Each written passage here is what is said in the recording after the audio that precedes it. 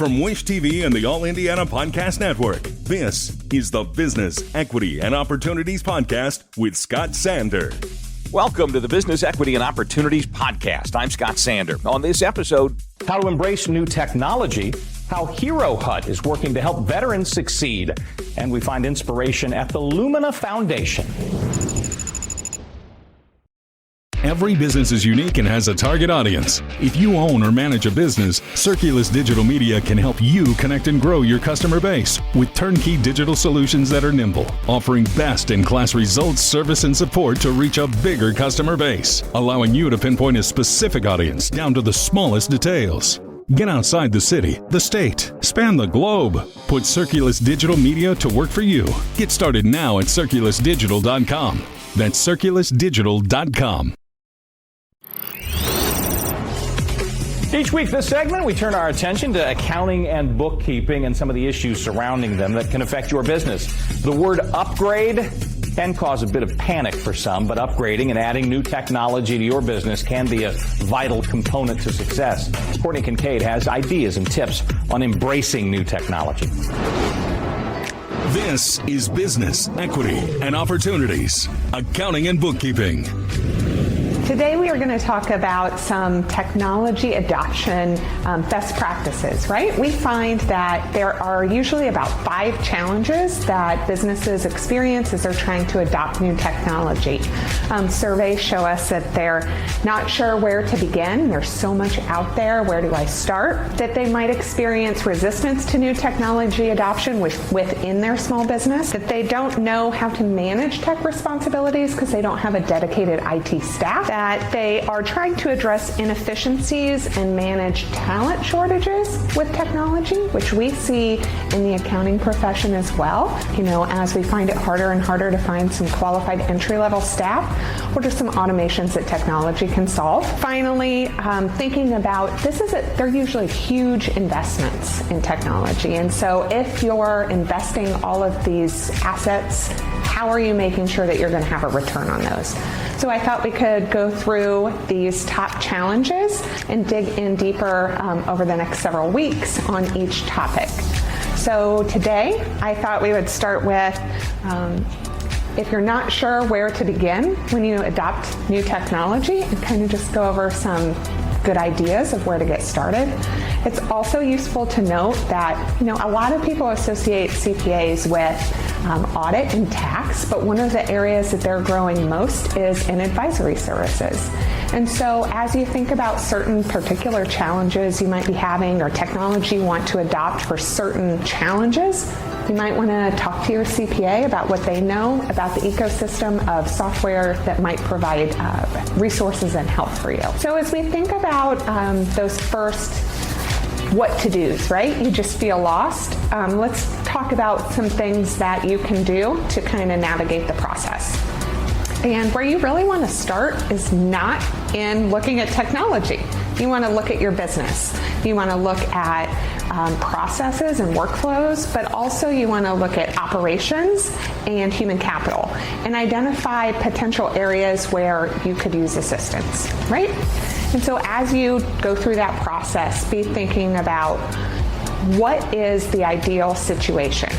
And so as you're doing this, it's really about business strategy and making sure you understand your near-term and long-term goals so that when you start looking at technology solutions, they solve a problem that you have versus just trying to try something different. We talk about long-term goals, and people ask all the time, like, how long is long-term? And long-term's getting shorter and shorter. And we say about 3 years now. Now term, what are the problems and issues? But as you're looking to grow, what are your business goals in 3 years? Looking beyond that, we used to do a 5 or 10-year plan. There is too much changing to have a realistic idea of what you might need to address. But also as you think about it with technology, thinking about technology in 5 to 10 years, if you know those answers, you should probably quit what you're doing and move into the tech space, right? Rapid change. As we talk about technologies such as like generative AI, it's also important in this process, if you have technologies that you think aren't working to their full capacity, maybe contact the vendor and ask about technology roadmaps, like what's coming down the pike. Is it necessary to go through a full change, or is your current provider planning for these changes as well? The society is actually going through a technology transformation right now that's going to last over the next couple of years, and it's been an interesting process. As we released this report, I was breathe a sigh of relief that we're doing it all right. But a really important part of the process that we've gone through and that we encourage others to go through is to think about your business processes, to think about what you're doing now, because when you go to look for tools, it will be sometimes important that you change your business process, right? But also, as we talk about for the next step, looking for adoption among the users, when you can kind of meld the new technology into your business, you do have a better chance of success. So when we think about examining process, it's really important that those that are on the team that are going to go through this process understand how technology is used. We get really good at using technology typically in our space, but when you think about the organization as a whole, making sure that you guys understand what the challenges are and where there are opportunities for improvement. When you think about technology adoption and what comes next, these are all great practices, but I think somewhere else where we often go wrong in new technology adoption is planning an appropriate time to implement, right? We think that it can happen very quickly, and so being realistic in timelines, how long it's going to take to, let's say, turn the switch on. We all know that's not that simple, but to train employees to move information from system to system to get you up to fully operational, it often requires a lot longer than people anticipate, which, is never a great way to start a new tech adoption. It's really dragging in people's minds. And so making sure you're setting realistic expectations for how long it's going to take to get through the entire transformation process. We recently caught up with David Hoffmaster. He's the founder of Hero Hut. He met us just outside the Department of Veterans Affairs, the VA, an organization that recently named Hero Hut its Nonprofit of the Year. Listen to the mission to understand why. This is Business, Equity, and Opportunities, running your business day to day. Yeah, so I'm David Hoffmaster, the founder and president of Hero Hut, local to Indiana overall, born in Chicago, raised in Northwest Indiana, went to West Point, and then served in the Army for 6 years. Came back to Chicago and then ended up in Indianapolis. But back in 2019, I started Hero Hut. As I've told a lot of people, it's kind of by accident, and this is the fun part of the Hero Hut journey. Is right before I deployed to Afghanistan, which was 2011, I drove from Oklahoma to Milwaukee because I'd never been to the Milwaukee Irish Fest, and I always thought it would be cool. So it was like a couple months before we were deploying, I had an opportunity, and so I rented a car, drove through the night, saw it, and I was like, oh my gosh, this festival is so much fun. And then drove back through the night, finished my training, went back to Hawaii, and then I deployed with my unit. And then we got back in 2012 from our deployment. And every year after, I went to the Milwaukee Irish Fest with my family, with my friends, and just really loved it. When I got out of the military, I moved back to Chicago and just kind of was longing for something to either give back or be a part of the community. And so I reached out to the Irish Fest, said, hey, can I volunteer? Can I donate some money? Can I be a part of the fest in some ways? And I just got lucky. The executive director was like, hey, we don't really do anything for veterans. Can you work with some of our team here, which ended up being a bunch of Vietnam veterans, to create some kind of area for veterans that they can feel a connection, access resources, have a little hospitality, sit in the shade while they're at the festival. And I would be sitting with these Vietnam veterans at a local Irish pub, and we came up with the idea for Hero Hut. I was like, okay, great, that was fun. And then fast forward, people were like, hey, that went really well. You had, 1,500 people that came through the area and just loved it. Maybe you should start a nonprofit. And I'm like, well, I don't have a business degree. I have no idea about how to run a nonprofit. Sure, why not? Let's do it, And I called a bunch of my friends, some classmates, and I said, hey, who has any idea how to start a nonprofit? and we just kind of grinded it out, and we found that the idea really just took off. We really came up with this idea, and it was a huge team effort, and that's something that I've learned is ask questions, build that community, build that network so that if you don't know how to do it, you're going to find someone else that does. When we started Hero Hut, we recognized that there's just a lack of collaboration in general, and that could be for the public sector, but it's especially true for the veteran. And I think there's just a lot of people don't really understand the veteran community, and what most people really don't realize is the veterans are everywhere. They're in all the businesses, they're in all the major businesses, they're right next to you, and it's a pretty diverse population group. There's the crazy combat veterans that everyone thinks are just out there shooting guns all the time, which, yeah, okay, some of us are crazy, I'll admit. But there's a lot of them that just have been are tech people or medical or intel, all that kind of stuff.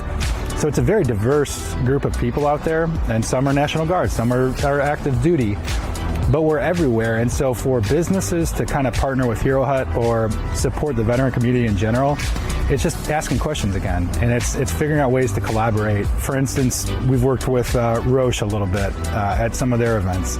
They have a huge veteran population group. If we're able to work with them and just kind of tell their veterans what resources are out there, what kind of community building activities are out there, Roche has the power to do that, and other, companies have the same ability to just help us get involved with events, help us get their, veteran resource groups out there, all that kind of stuff. I grew up, lucky I had a mom and dad that were really passionate about community. My dad ran a community center in Gary, Indiana for a long time. And for me, it's just kind of like in my soul. And I think for most veterans, service is that key component to giving back. Our slogan, which we're about to change, is Serve, Unite, Celebrate. The service aspect is something that I try to talk to everyone about. Is if you're a veteran and you've left the service and you're lacking that community now, easiest way to get involved is to serve. And that could be anything. It could be at your church, it could be at your local parks, humane society, whatever it might be, but find some outlet to serve, and it almost instantly makes your life better. And I would say that's not even for veterans, that's for all of us.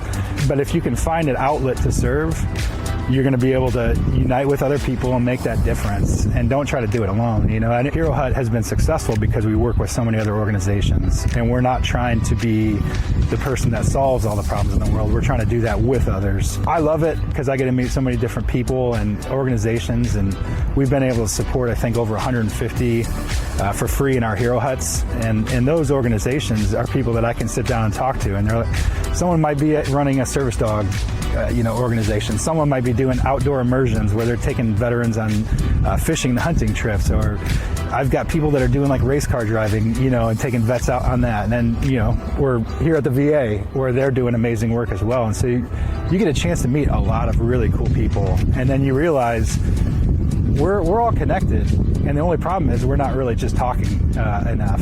And so that's, for me, even if I lost Hero Hut, I wasn't doing Hero Hut, I'd be doing something similar. It's fun. This is Business Equity and Opportunities. The Lumina Foundation is reimagining how and where learning is happening. The mission is to prepare people for leadership and success.